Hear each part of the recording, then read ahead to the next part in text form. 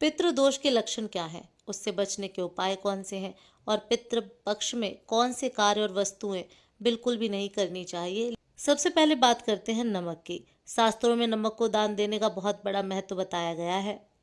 खासकर पितृपक्ष के दिनों में अगर आप इस समय नमक का दान करते हैं तो यह आपके पितरों को अत्यंत तृप्त करता है। लेकिन ध्यान रखिए, पितृपक्ष के दौरान नमक को खरीदना अशुभ माना गया है। कहा जाता है कि जो व्यक्ति इन दिनों नमक खरीदता है उसके घर में धीरे धीरे बीमारियों का वास हो जाता है और परिवार का स्वास्थ्य लगातार गिरने लगता है। इसीलिए नमक की जरूरत हो तो श्राद्ध पक्ष शुरू होने से पहले ही घर में खरीद कर रख लेना चाहिए। अब दूसरी चीज है सरसों का तेल। दोस्तों, अगर आप पितृपक्ष के दिनों में सरसों का तेल खरीदते हैं तो इससे न केवल पितृदेव नाराज होते हैं बल्कि शनिदेव भी अप्रसन्न हो जाते हैं। और आप तो जानते ही हैं, जब शनिदेव किसी से रुष्ट हो जाते हैं तो उस व्यक्ति के जीवन में परेशानियां और संघर्षों का अंबार लग जाता है। इसीलिए पितृपक्ष में भूलकर भी सरसों का तेल खरीदने की गलती ना करें। जरूरत हो तो इसे भी श्राद्ध पक्ष शुरू होने से पहले ही ले आएं। अब आते हैं तीसरी चीज, झाड़ू। दोस्तों, शास्त्रों में झाड़ू को माता लक्ष्मी का प्रतीक माना गया है। यह घर की नकारात्मक ऊर्जा को बाहर निकालने वाली वस्तु है। लेकिन पितृपक्ष के दिनों में झाड़ू खरीदना बेहद अशुभ माना गया है।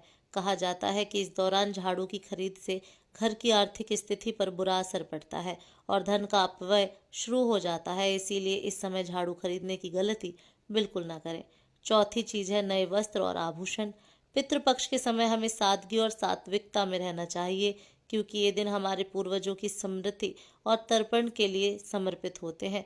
ऐसे में अगर कोई व्यक्ति नए कपड़े या आभूषण खरीदकर सजावट में लिप्त हो जाता है तो यह पितरों को अप्रसन्न करता है। इसीलिए इस अवधि में चमक धमक और फैशन से दूर रहकर सात्विक जीवन जीना ही श्रेष्ठ माना गया है। और पांचवी तथा अंतिम चीज, भूमि, भवन और वाहन। दोस्तों, पितृपक्ष के 15 दिनों को शुभ कार्यों के लिए वर्जित बताया गया है। ऐसे में इस दौरान जमीन, मकान या वाहन खरीदना आपके लिए हानिकारक साबित हो सकता है। अक्सर देखा गया है कि पितृपक्ष में खरीदी गई संपत्ति से लाभ के बजाय नुकसान ही होता है और कई बार घर परिवार में संकट भी आ खड़े होते हैं। इसीलिए इन चीजों की खरीदारी श्राद्ध पक्ष के बाद ही करनी चाहिए। दोस्तों, अब बात करते हैं उन चीजों की जिन्हें पितृपक्ष में खरीदना बहुत ही शुभ माना जाता है। सबसे पहले आते हैं काले तिल। शास्त्रों में काले तिल को पवित्रता और पितरों को तृप्त करने वाला माना गया है। अगर पितृपक्ष के दौरान आप काले तिल घर में लाते हैं या उनका दान करते हैं तो आपको अत्यंत शुभ फल प्राप्त होते हैं।